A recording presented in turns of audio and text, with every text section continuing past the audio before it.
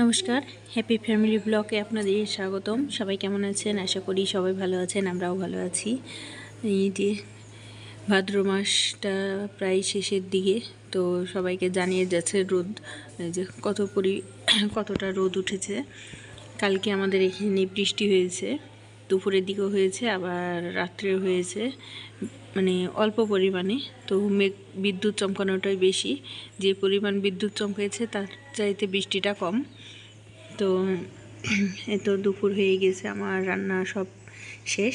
আজকে বেশি কিছু রান্না করিনি, কারণ পতিদেবতা নাই, আর আমরাই মা, ছেলে আর মেয়ে।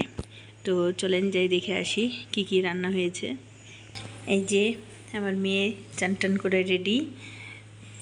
এখানে আমি ভাজা করে নিয়েছি আলু গাজর দিয়ে, আর সাথে পেঁয়াজ দিয়ে দিয়েছি।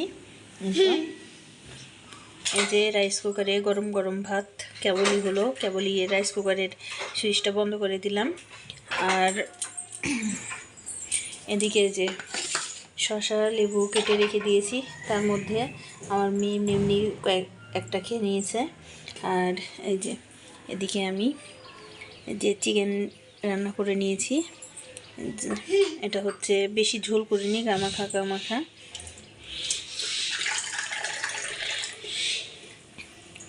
যে আমার মাংসর চাইতে আলু আর রসুনটাই বেশি ভালো লাগে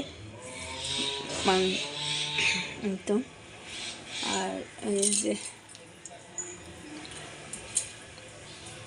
তো সবাই ভালো থাকবেন, সুস্থ থাকবেন, আর আমার চ্যানেলটা অবশ্যই সাবস্ক্রাইব করবেন।